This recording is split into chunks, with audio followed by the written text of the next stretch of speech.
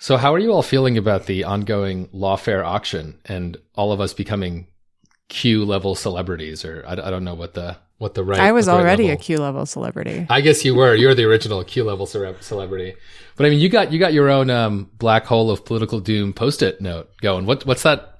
Are you obsessively checking your worth on the marketplace? No. Yes, listener, you can bid on the Post-it note that I drew about the benefit to Trump politically from delaying his trial. I don't know why you would want to do that, but you can. I will say I thought seriously about going to art school at a certain point in my life. So this is like a vision into an alternative path that I chose not to take. It is a handsomely drawn Post-it note. I'll give you that. Thank you. Molly Reynolds told me that the lines were very straight. So thank you to my high school art teacher. It's a Quinta Jurassic original. I mean, it should be worth thousands. Alan, what are you going to contribute to the auction? I already contributed. I signed the puzzle. We need an Alan Rosenstein original. What's it going to be? So the problem is that unlike Quinta, I have no visual talent whatsoever. I have no visual talent. My wife, we're musicians, both of us. We have no visual talent. And as our children I have no musical talent, so we're even. Well, it's funny because as our children are getting older, like my kid is now 3, and so you can sort of tell like what his predilections are, and it's very much into music. And for like all the arts and crafts stuff, somehow his stuff he brings back from daycare is like even browner and splotchier than all the other kids. So it's a music thing, I think, in our household. I could like, I could do the thing where I could like sing a song for someone's voicemail. I'm not sure anyone's going to pay for that, but that's a good idea. That's a good one. I think you should record a single. Maybe you can take, do it like improv style. Just take suggestions for a theme and then write a song on it and record it. There was a New York Times article about a guy who made $200,000 last year by just putting songs on Spotify about like everything. Like movies that he likes, and apparently he has a lot of songs about going to the bathroom for kids, and all his songs are like a minute and 30 seconds long or something like that, and he's an artist, I guess. Alan? So that could be you. I missed my calling, clearly. Do it for lawfare.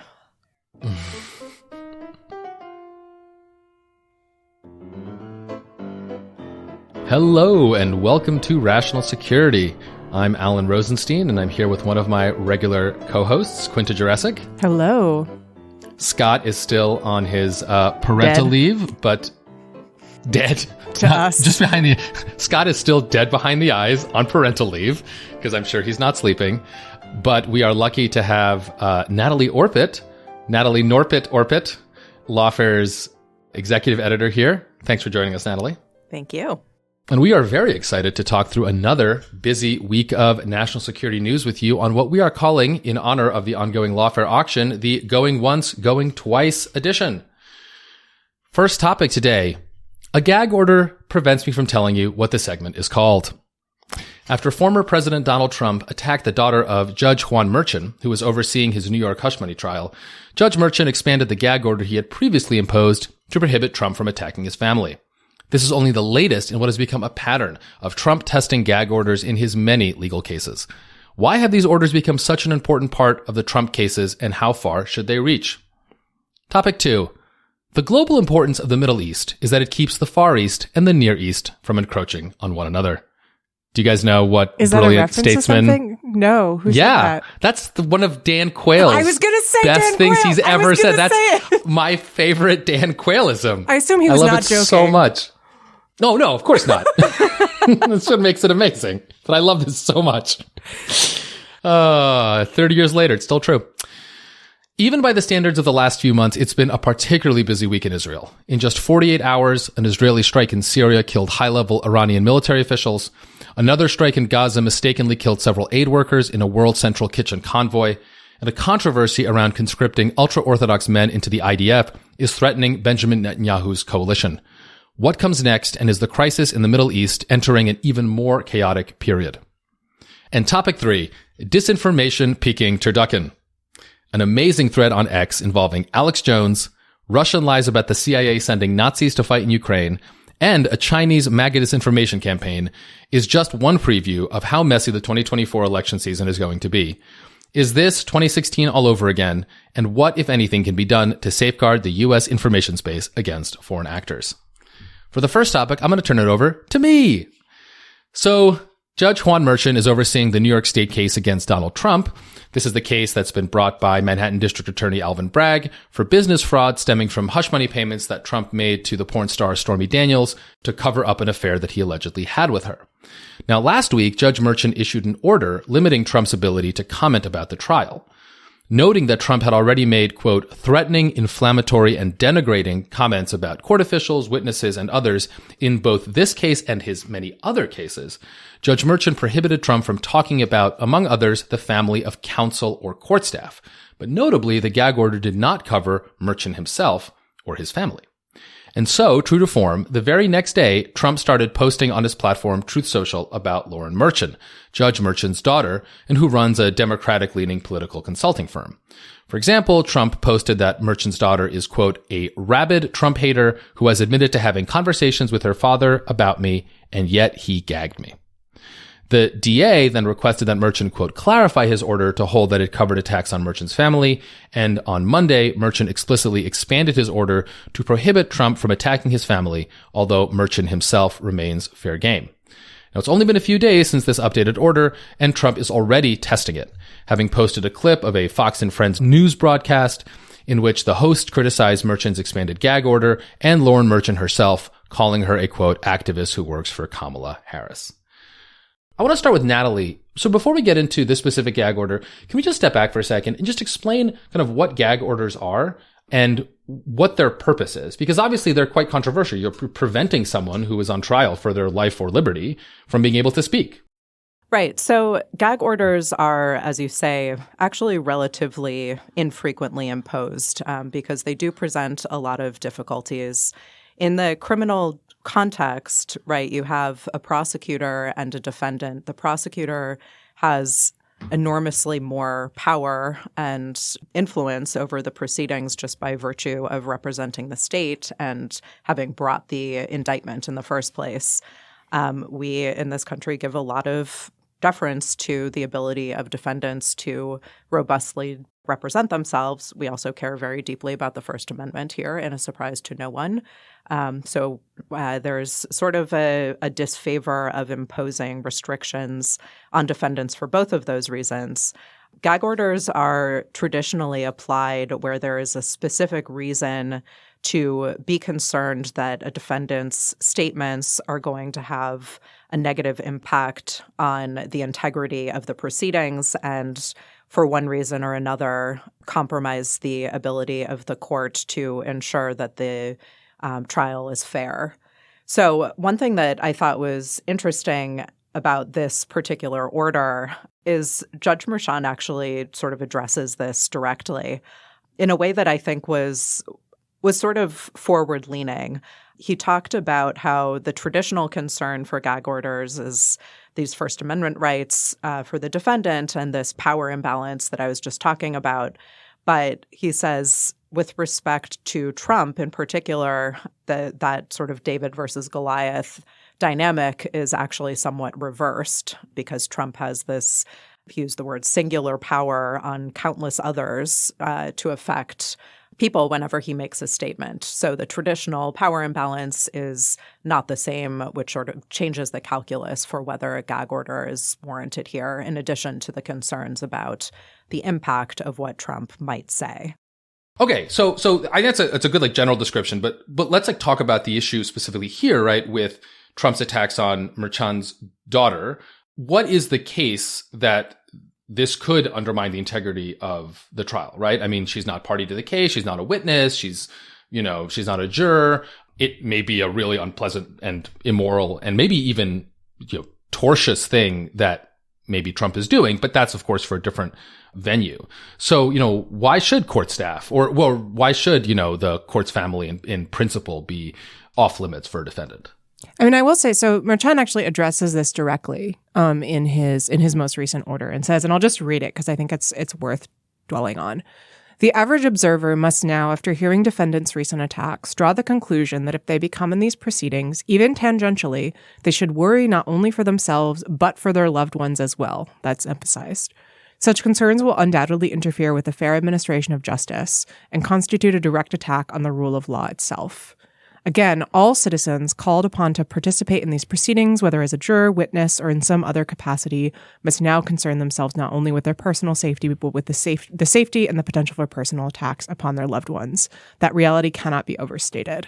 And I think it's telling that he also goes on to emphasize later in the order that Trump is in legal danger here if he decides to attack the jury, and emphasizes that the gag order, extends, I believe, also to attacks on family members of witnesses. And so the concern here is very clearly, we want the jury to be able to rule fairly without concern for their personal safety. We want prosecutors to not have to hold back. We want witnesses to not have to hold back, because the message that Trump is sending here is not just, hey, I'm going to attack this judge's daughter if he does things I don't like, thereby pressuring the judge, but sending a message to anyone who might be involved in any way, you better do what Trump wants. Otherwise, this is going to happen to you as well. And I mean, I think it's worth emphasizing also that we've seen this dynamic play out in gag orders recently, and gag orders issued by Judge Chutkan in D.C. and Justice Engoron in New York in the civil case. And I wrote a lawfare piece about this in November. But this sort of dynamic of Trump attacking courts and attacking potential witnesses against him is a very, very familiar one. If you go back and look at lawfare over the course of the Mueller investigation, we wrote a lot about whether or not Trump's attacks on Michael Cohen, or his posts about, how glad he was that Roger Stone and Paul Manafort were doing the right thing, constituted witness intimidation. And the Mueller report actually includes his attacks on Michael Cohen after Cohen decided to cooperate with the government and testify against him as an example of potential obstruction of justice, precisely because of this same concern that it's, distorting the workings of the court system if you're routinely sending a message that anyone who, does something that you dislike will become the target of your ire and potentially, have their life threatened. Yeah, I mean, I think that's all right. And to be clear, sort of my question was more sort of to set up the issue rather than to sort of express any skepticism of the gag order. I mean, I also think that gag orders should probably include the families of the presiding judges as a matter of course. I know they frequently don't because the judge is trying to show how sort of even-handed they are. But, if your concern is about allowing a defendant to undermine the integrity of a proceeding by threatening people, right? It's one thing to say, okay, well, the judge can put their big kid pants on and deal with whatever nasty stuff the defendant says about them. But you're going after the judge's family member, the judge's children. It seems pretty clear that should be within the gag order. I mean, I worry about the security of the judges as well, too, right? Like I understand why all of the judges have left themselves out of the gag orders so far. Chutkan and Engoron did the same thing because, of course, you want to play it fair, right? You want to allow the defendant to criticize you, and so on and so forth. But this can get really dangerous. And it is also worth noting that Judge Reggie Walton, who's a senior judge in D.C., went on CNN in the aftermath of these attacks on Merchan's daughter, not to talk specifically about the New York case, although I do think he may have mentioned it at some point, but to just generally say, these attacks on courts are really concerning. And one of the cases he mentioned was the case of, I believe her name is Judge Esther Salas, who is a judge in New Jersey, defendant who had been in front of her, came to her house and attacked her and her family with a gun, and her son was killed. So, these security issues are real. And particularly in the case of state courts, I do worry about the extent to which the courts have the budget to protect judges and witnesses and jurors as well, right? Like in the federal courts, we have the U.S. Marshals, but I don't know if New York has anything that's sort of adequately funded for this purpose.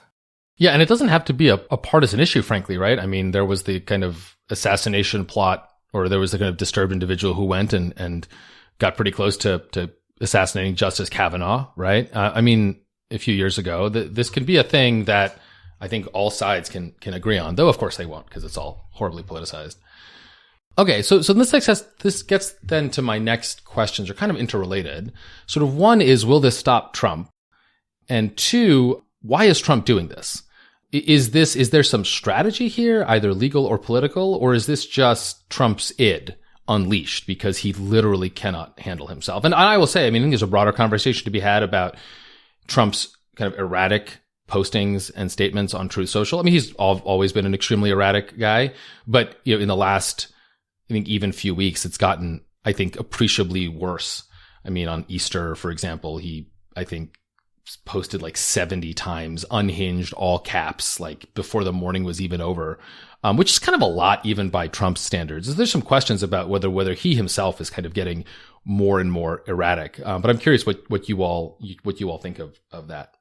Yeah, well, as to your first question, I was thinking back to months and months ago when analysts were all claiming that no judge would ever dare to impose a gag order on Donald Trump during campaign season. And now we're seeing them everywhere because, as we've been talking about, the threat of real, actual violence to judges, to prosecutors, to their family members are really horrifying. And we're seeing it play out in real life. It's not hypothetical anymore.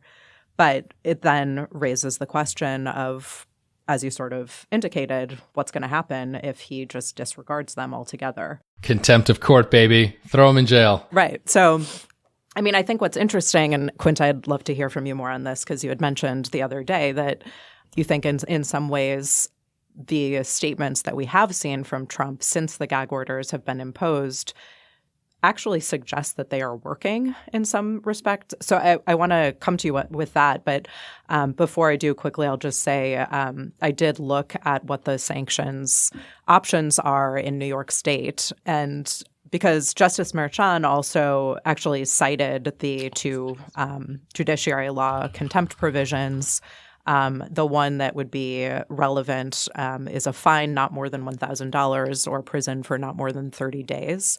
So, that's the tool that's at his disposal. There are other remedies that he could fashion in his discretion, but it will be very interesting to see. The one other thing I wanted to mention in this context, though, is that I think if you read the order carefully, it's a little bit weaker than the coverage suggests because there's some pretty significant limiting language with regard to defining the types of statements he's not allowed to make because it includes the limiting factor of the language is if those statements are made with the intent to materially interfere with or to cause others to materially interfere with counsel's or staff's work in this criminal case, or with the knowledge that such interference is likely to result.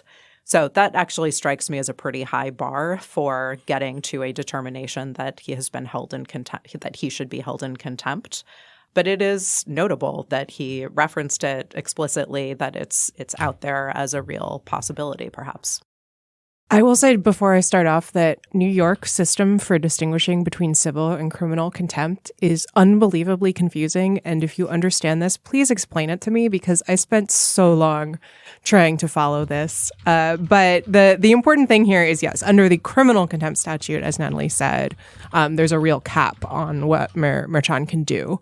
I do think that, it's easy to kind of present Trump as you say, Alan, someone who's just impulsive or is spinning out of control. And to an extent, I definitely think that's true. But in another sense, he's very canny. He has a kind of, animal shrewdness about what he can and can't get away with. And I think we saw that in the wake of the gag orders from Chutkan and Engoron. Engoron, there was this gag order where he basically told Trump and Trump's counsel to stop talking about Engoron's clerk, his chief clerk. And Trump and his team disobeyed that, I believe, twice. They were fined under the civil contempt statute, which has a little more leeway. And then they kind of stopped talking about the clerk. And Chutkan's order as well. Now, there's been less occasion for Trump to try to violate that because that case has basically been on hold since December, thanks to the immunity litigation in the appellate courts. But he hasn't really gone after anyone in a way that would violate that gag order. And I think what that shows you is that, every time that these gag orders were put in place, there were a ton of conversations about, how are they going to enforce this? Are they going to hold him in contempt? That that was how I framed my article for Lawfare was, what's going to happen to him contempt-wise. But I do think he is actually he will walk right up to the line of what is acceptable, and he'll maybe stick his toe over it. But if he's batted back, he's pretty good at determining where the line is. So, in the original gag order, it included, counsel, for example, and court staff, but it didn't include Merchan and it didn't include family members. And so he found the loophole and he drove a truck through it. And now that loophole has been closed. And so what he's doing instead is being a little cute and, pointing to Fox segments that talk about things that he said before, but he's not violating the order. And that is frustrating, but I do kind of think that it shows that, it's working in the sense that it's, making him hold back. Now, maybe, the better outcome would be if we had a time machine and Merchan could just include himself and his family in the gag order from the beginning. There are reasons he didn't do that. But I do think that, I wouldn't be surprised if he gets fined. He, flies off the handle and gets mad and truths something intemperate and then gets slapped with a fine. But it does suggest to me that, his kind of ability to understand what is and isn't permitted is actually maybe better than we're giving him credit for until, he gets angry and posts something inadvisable on social media late at night. I love your how do you describe it? Animal intelligence? Yeah. I have this image of a really talented mouse managing to get the cheese and the peanut butter out of the trap, somehow just with really finessing it. I was thinking a fox or something, but a mouse works too. Yeah. An surprisingly agile bear. I'm curious, though, what do you guys make of the interaction of this with the presidential campaign? Because, as I said earlier, I was thinking back to when everyone was saying this couldn't possibly happen. No judge would ever dare impose a gag order.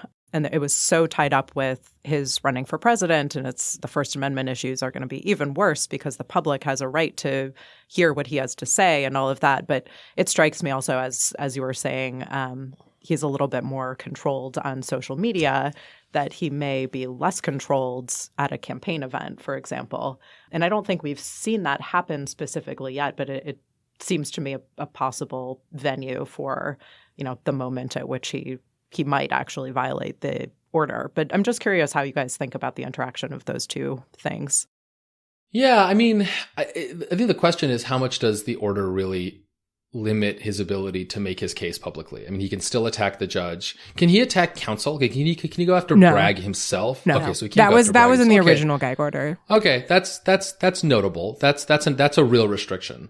But he can still go after the judge. And if you think that the main messaging that Trump wants here is they're out to get me, they being who knows, right? As long as he has some avatar for who the they is, and that avatar is going to be the judge, then I do think he can sort of make his case, and it doesn't interfere that much with, maybe interferes with what he wants to say, but I don't think it interferes with his ability to sort of generally say that he is being unfairly criticized, persecuted, martyred, whatever the case is. Now, I do think there's a point, right?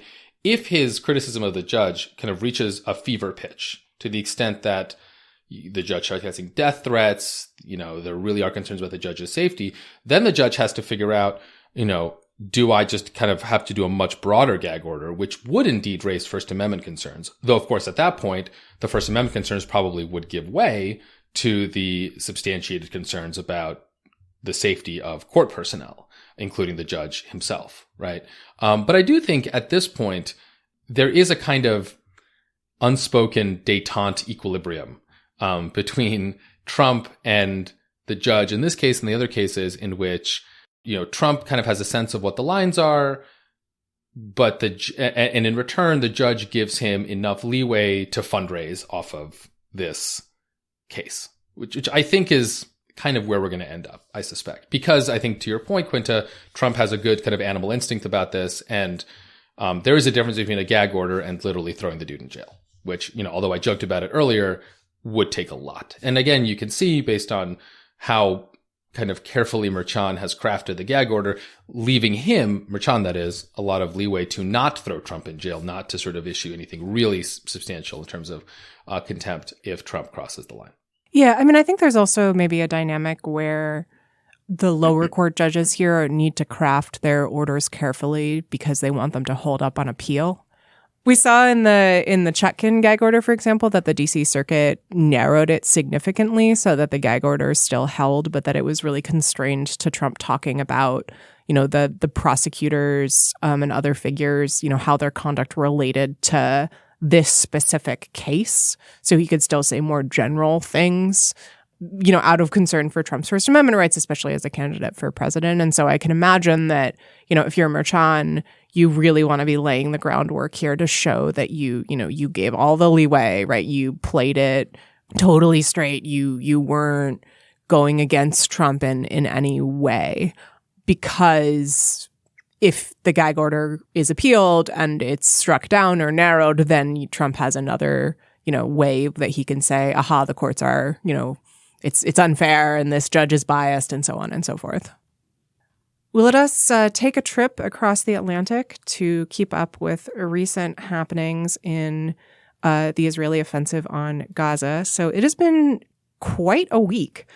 So on April 1st, not an April Fool's joke, there was an Israeli strike in Syria, in, of all places, the Iranian embassy in Damascus, that killed 3 Iranian generals and 4 officers in the Iranian Revolutionary Guard Corps. April 1st was also the deadline for the Israeli government to begin the process of conscripting ultra-Orthodox men into the IDF, ending their traditional exemption and potentially causing real problems for Netanyahu's coalition. And then the next day, on April 2nd, there was an Israeli strike in Gaza, 3 strikes actually, that hit a convoy of 3 vehicles from the charity World Central Kitchen, which is run by Jose Andres, and killed 7 aid workers, including a number of people who were citizens from the U.S., Australia, and other Western countries. So I think it's been a rocky week of news. And I also just saw that the reporter Barak Ravid just reported that Benny Gantz has called for new elections. So lots of stuff is happening. Honestly, I think Natalie and I were discussing this ahead of time, and we truly do not know where to start with this sequence of news. But I think it might be useful just to kind of pause for a moment and think about, what questions these stories raise for us, because I certainly don't know what answers I have.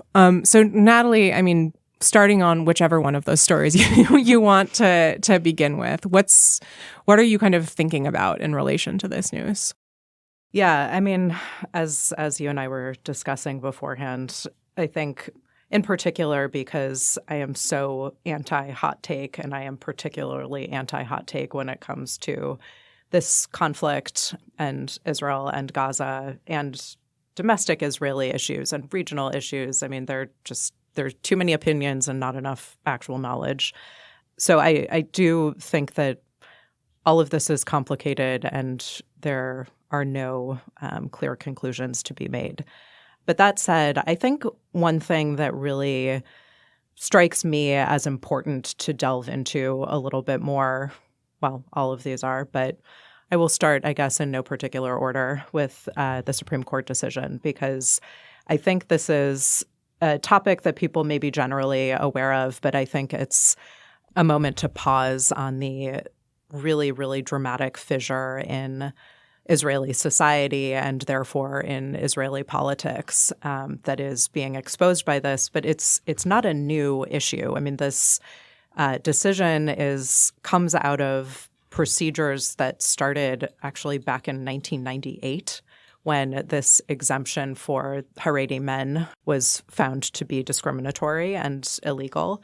And there have been just off and on developments throughout and more litigation and more developments in the legislation. But this ruling is based on a ruling from 2017. And there were various procedural things that happened since then and delays. And this change came because a deadline came for continuing temporarily the subsidies that were being paid to yeshivas that are supporting Haredi men. They're about 50% of Haredi, that is ultra-Orthodox men in Israel, don't have any income. They're supported entirely by these subsidies. But this all invokes a really major tension and incredibly complicated balancing act that the Israeli government has tried to, not this particular government of Netanyahu, but the Israeli government since its founding has had to struggle to find a balance and a way to accommodate these really very different interests. And it's manifesting now in the coalition that currently exists because it's very narrow.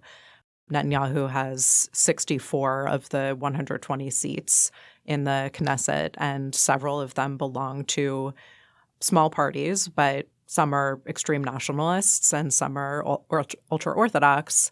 And the ultra-Orthodox party leaders have said really unequivocally that they intend to withdraw from the coalition if this happens, and it has happened. So it's going to be significant, of course, for the Netanyahu government. It doesn't surprise me at all that new elections are being called for. You know, how much of that is this versus this and everything else, I think is interesting, but probably ultimately irrelevant. I think it's also just worth emphasizing that this is such a serious issue for Israeli society and culture, in addition to the immediate impact on politics and perhaps on the war effort as well. But that's frankly a whole separate issue. Yeah, I think that's a nice way of articulating the sort of political problem here that Netanyahu faces. And I think it's worth then thinking about, okay, so what happens if ultimately he's not able to keep this together? Because it's not just the Haredi parties that he has to keep happy. It's his secular right-wing parties as well that he has to keep happy. And they don't love the fact that there's this large group of Israelis that doesn't have to sacrifice in the same way that everyone else does. So he's really between a rock and a hard place, right? And this may be the thing more than anything that ultimately topples him.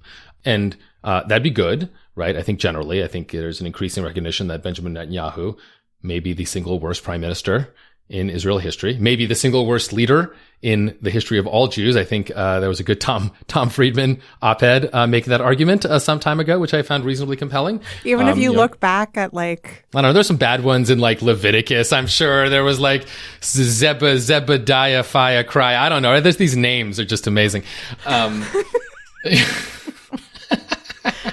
But you know what, Netanyahu, he's getting there. You know, we can retroactively add him to the Lamentations of Jeremiah.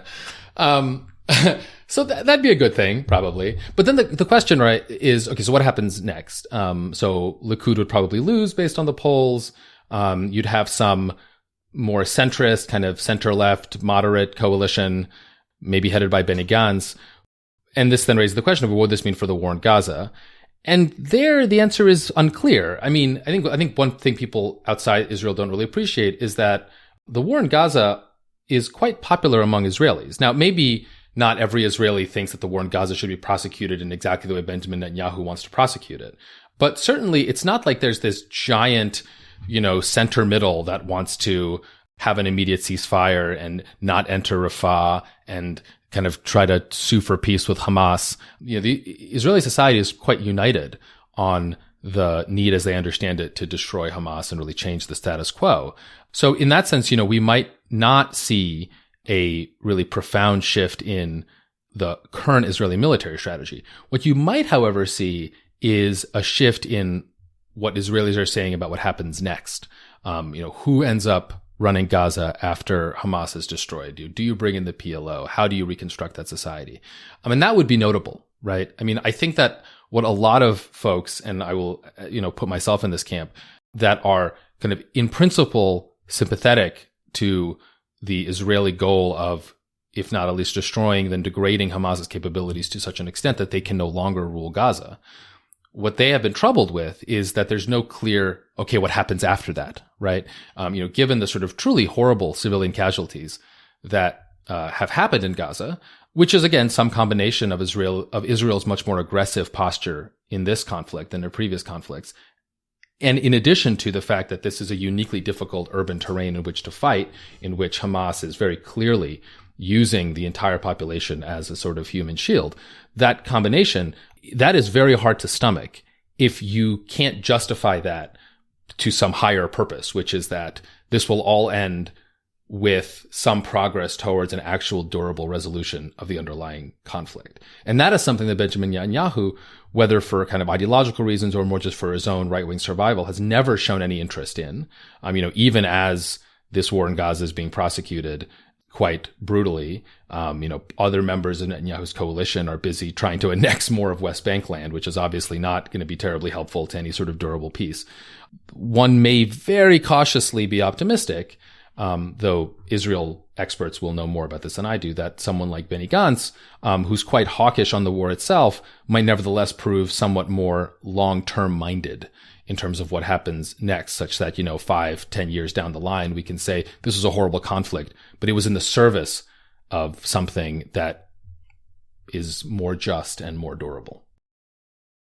I guess I worry that it's sort of gone past the point of no return in terms of what it's in service to at this point. I mean, by some arguments, Gaza is heading toward a famine in such a way that it's not going to be averted. It's just a question of when it sort of hits that point, however you measure that, and how bad it might be. I mean, you look at the pictures of towns and cities in the Strip, and it looks like the Russian invasion of Grozny in the early 2000s, where they just bombed the city to the ground. I mean, there is nothing there.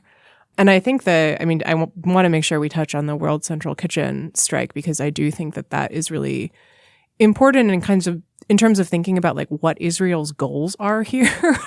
If your goal is to target Hamas, which is what the Israeli government claims is its goal, what purpose does it serve? So the Israeli government has said, we thought that there was a Hamas guard in the convoy, or maybe it was an accident or something. There's been some reporting that indicates that this may stem from the combination of loose rules of engagement and decisions by officers on the ground who have a fair amount of leeway to make the call about what to do, and who made a really bad call here. But this is not apparently the first time that World Central Kitchen had run into the IDF. The Washington Post has a report that said that they'd been hit with sniper fire from an IDF sniper in the last week and had complained about it. It's also worth pointing out, there are 3 vehicles in this convoy. All 3 of them were hit, include like one after the other, as people moved wounded workers from one car to the other. And then the final one was hit and they were killed. Like, just what are you doing? It's really, really hard to look at this as in any way justifiable. And the government seems to have realized that they made kind of an error here. There's a very weird video of Netanyahu sort of saying, "Oh, we're sorry," but he looks like he's smirking the whole time. It's very strange. The IDF put forward some less smug videos where they're sort of apologizing, but I do think that strike to me kind of is a encapsulation of just the incredible willingness to exert violence in a way that achieves no obvious strategic end, and that except in causing enormous harm to the civilian population of Gaza. Specifically because, look, like, civilian death is always a horror. The death of any aid worker would be a horror. It is, in the crassest sense, really dumb to go after or to have killed, let's say, since we don't really know what happened, aid workers who are part of Jose Andres' charity, because people in DC love Jose Andres. He's a local boy. Everyone goes to his restaurants downtown for their little power lunches.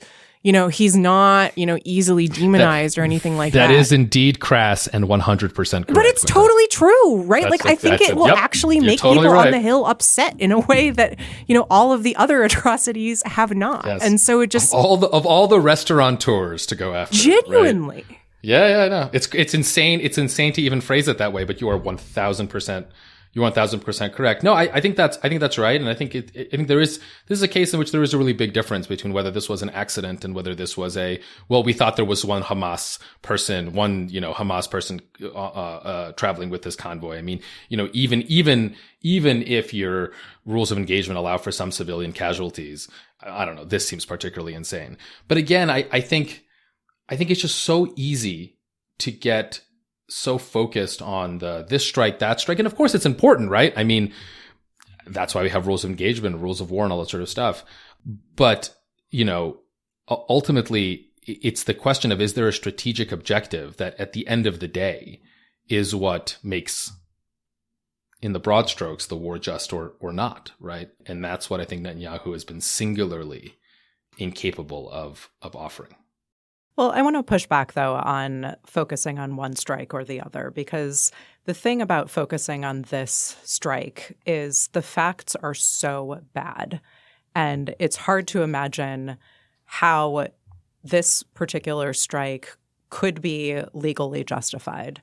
And Israel has traditionally argued that it is complying with the laws of war, that it takes those obligations seriously, does all the time evoke the point that you made earlier, Alan, that this is a very difficult environment in which to operate militarily because of both the nature of the urban and extremely dense area that Gaza is, and also because of the fact that Hamas will regularly use civilian objects for military aims in its own violation of the laws of war. But Israel still has its obligations, no matter how much Hamas is not abiding by its own.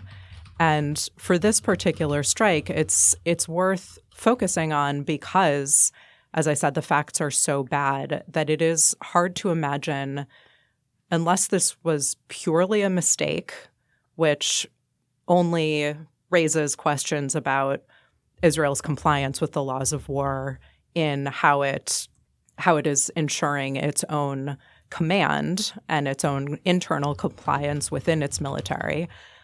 That's one possibility here. This was purely a mistake.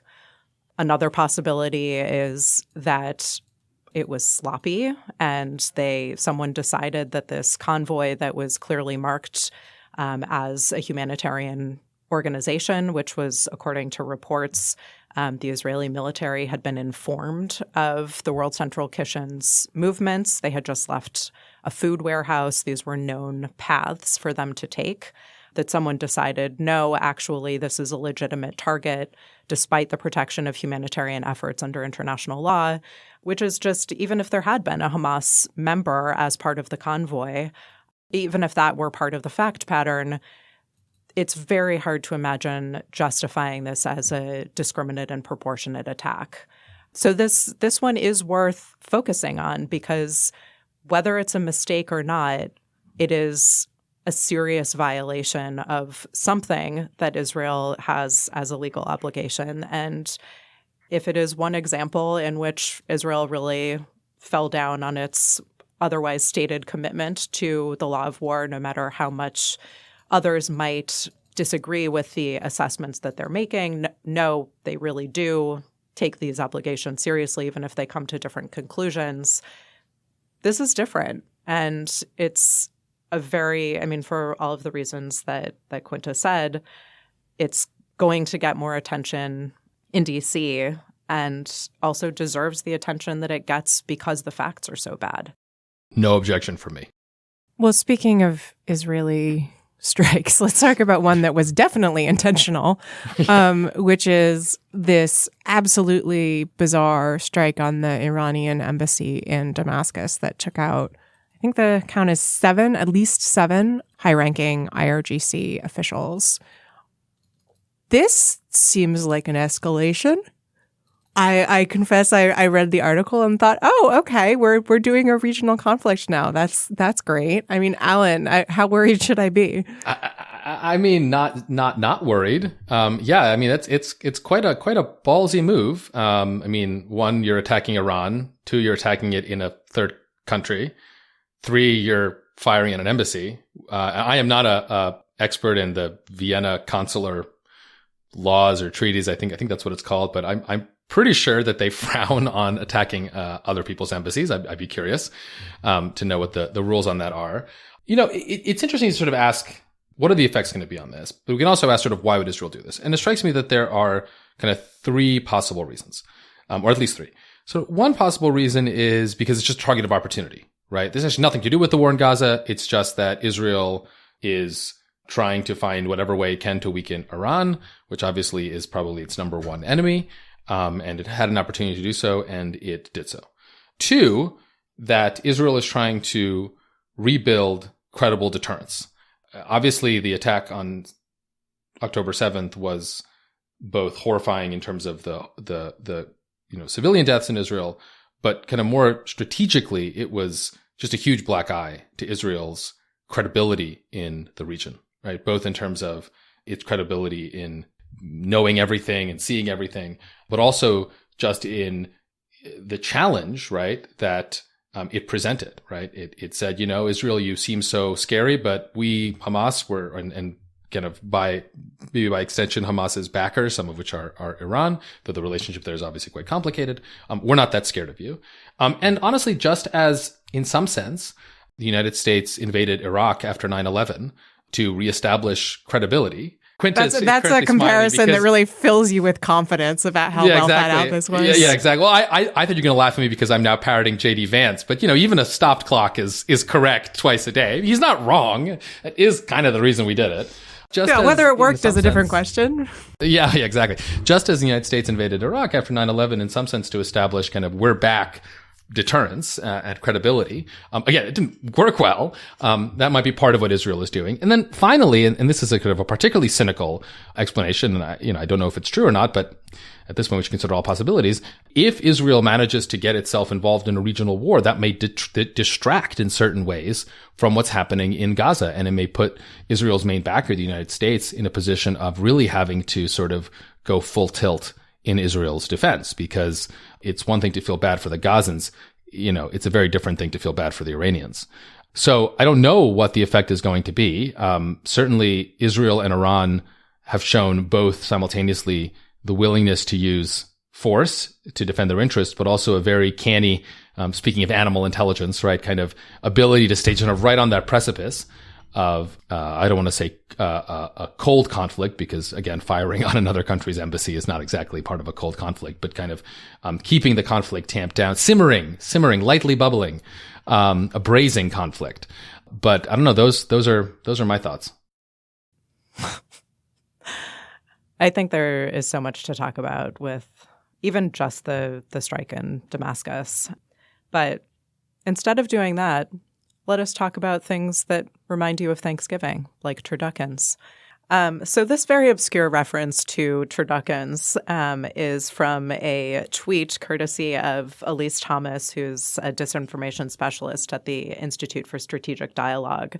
As you mentioned up top, Alan, she was writing about a tweet in which Alex Jones retweeted a post commenting on an article. The article was Russian propaganda from RT, and the post that Jones was retweeting was by an account that is known to be part of a Chinese Communist Party influence operation. So this increase in Chinese influence operations in the United States, especially around the election, is something that ODNI had actually, that's the Office of the Director of National Intelligence, had warned about in a report in February. And it's leading to a bunch of comparisons with Russia's activities around the 2016 election.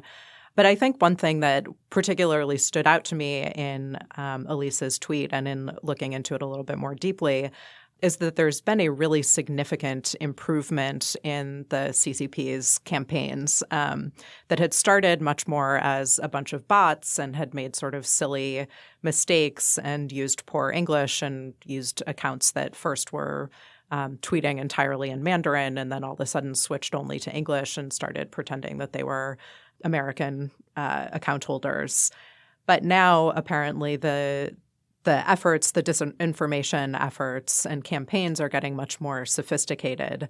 And according to Elise Thomas, this particular tweet is linked to something called spamiflage. I hope I'm pronouncing that correctly. There's all of these disinformation campaigns, like the companies just give them the stupidest names. I do wonder about the origin of this name. I think it's spamouflage because they post a lot, basically. Okay. So it's spam, and it's camouflage because they're pretending to not be who they are. Haha, see? But maybe they're moving more into the offlage part of their name than the spam, because apparently they have fewer accounts doing less tweeting, but more in a more sophisticated manner. So I guess the opening question on all of this is, Alan and Quinta, how scared do we need to be of Chinese Communist Party influence campaigns? I'm shaking in my boots. I mean, look, know. Yeah. So I think that, is this a problem? Yes. Do we need to be super duper terrified? No. Would it be better if we had a government infrastructure that was capable of dealing with these issues and coordinating with platforms on them, instead of a situation in which platforms have systematically eviscerated their trust and safety capabilities?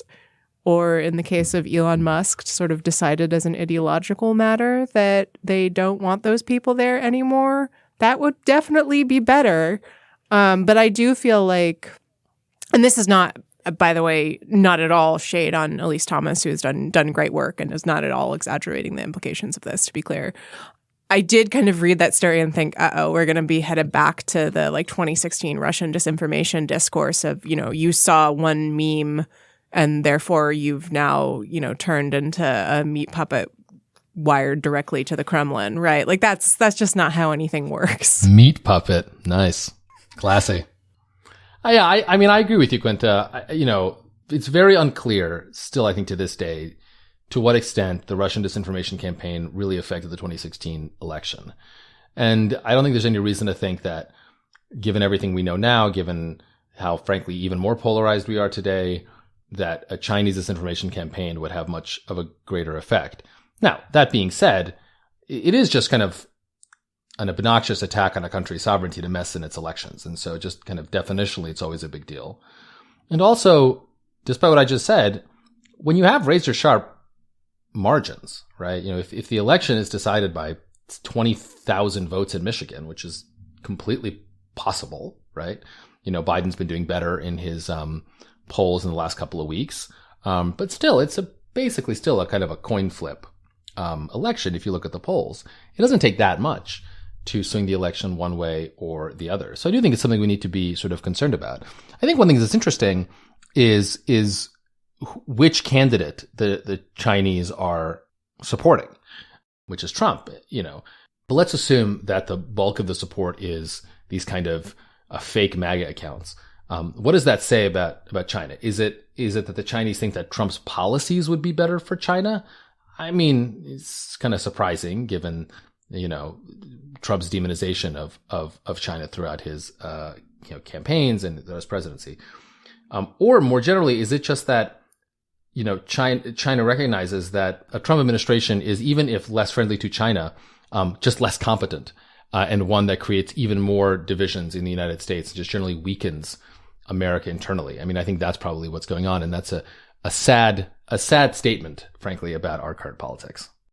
Yeah, I'm trying to remember what direction Chinese interventions have gone in past elections, and I confess I don't strongly recall. I mean, it doesn't hugely surprise me that they would be going after the right, because if your goal is just to kind of stir things up, it's frankly easier to do that on the right than it is on the left. And if, you want to help incite political violence and sort of destabilize the American system of government more broadly, it, makes sense that you would kind of toss fuel onto the fire that's already burning, so to speak. And it's also worth noting, in 2016, there were plenty of posts from the Russian Internet Research Agency that were, people pretending to be American leftists, often pretending to be Black Americans, saying, I'm not going to vote for Hillary Clinton.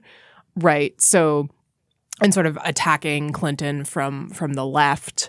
So there's a flexibility in terms of how people are, thinking about what these kinds of operations are hoping to achieve. Or alternatively, we're seeing a very small slice of what the CCP is up to right now, and it's hard to say.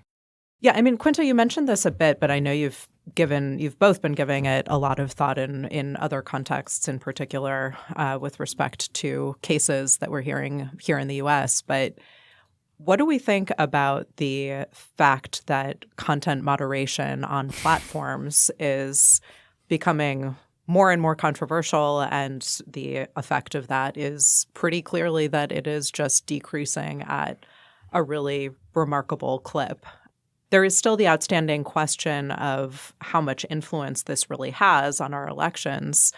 But I think that's somewhat separate from what is the role of a platform in cleaning up, really in this case, known examples of influence operations. I mean, is this something that we want to think of in the broader context of content moderation, the content moderation controversy?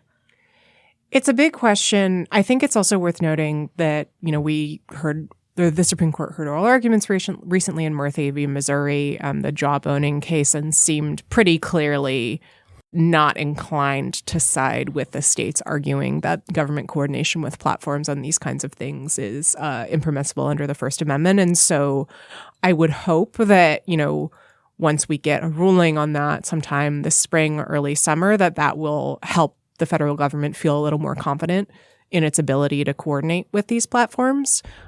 But yeah, I mean, it's also true that just the platform's capacity for this kind of work is lower because they've cut these roles as part of cost-cutting measures. Basically, it's most dramatic at Twitter, but it's happened elsewhere too.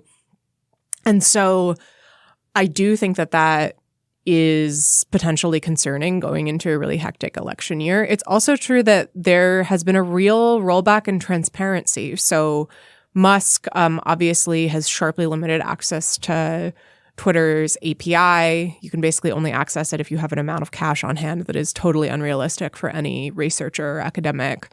Meta just announced that it's shutting down the transparency tool CrowdTangle.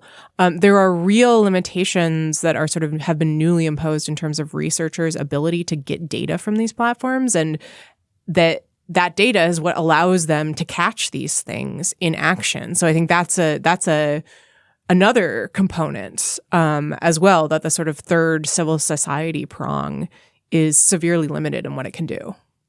Well, we're going to have to leave the conversation there, but it would not be Rational Security if we did not also leave you with object lessons for the week. I'll go first. My object lesson this week is the new Netflix show, The Three Body Problem, which my wife and I are binging. I mean, we don't binge anything because we get 20 minutes after the kids go to sleep before we pass out, but those are a wonderful 20 minutes. And so we are watching this show in 20-minute intervals.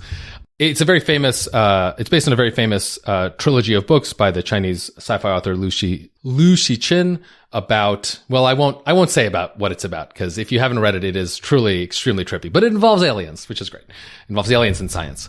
There's apparently a 30-hour or 40-hour incredibly faithful adaptation of the books that's been made in China. And I think you can stream it or somehow access it. It's obviously in Chinese, which I would be interested in watching, actually. This is much more of an American version of it. It's created by the same people that made Game of Thrones. I found the first episode, I will admit, a little kind of tonally weird, but once the kind of mystery picks up, it's just extremely watchable. So highly recommended, Three Body Problem on Netflix. Quinta, you next. I would like to recommend a New Yorker article, because I'm very sophisticated, by Sam Knight, titled "What Have 14 Years of Conservative Rule Done to Britain?" which, as the title suggests, is kind of a retrospective on the last 14 years of Tory rule in the UK, and how it's Knight's argument is essentially destroyed the country for no good reason. There are a lot of shocking statistics in there about how health outcomes have declined. There has apparently been a return of rickets in the UK, which that's not good, and just catastrophic cuts to all kinds of social services as a function of the really, really harsh austerity measures that the UK and that the Tories put into effect after the 2008 financial crisis, in which the government has just doubled down on more and more and more. I confess I kind of, keep an eye on British politics because sometimes it's nice to make fun of the government of a country that's not your own, but where, it's the same language and there's a shared cultural heritage, so you can sort of feel in the know as you laugh. But I had not realized just quite how stark the sort of economic situation is, the sort of total lack of government funding for all kinds of services, including the NHS. The just really, really dire situation of Britain that seems both to have led it to choose Brexit and has continued and worsened very predictably after Brexit. So it was really kind of a shocking article. It's incredibly well written. I think the author is a well-known writer on British politics, and this is drawn from a ton of interviews that he conducted with Tory politicians and advisors. So really eye-opening and also kind of depressing. So this will not cheer you up after this episode, but I do recommend reading it. Eye-opening and depressing. The Platonic quintujurassic object lesson, everyone. I agree. I thought that article was fascinating and depressing. And I read it because I, too, am sophisticated. And I, too, like Quinta, have a depressing recommendation, which is... Can none of you people just recommend television? It's not that complicated. Just come on the show, recommend some television. I haven't watched anything recently. Yeah. Ugh, well, so fancy. I am recommending something that I have not actually listened to yet. But this is season 4 of Serial, which is the podcast series made famous many years ago, which this season is about Guantanamo. And as I have mentioned, I have not actually listened to this other than the trailer, and it is entirely possible and actually quite likely that I will have all sorts of problems with it.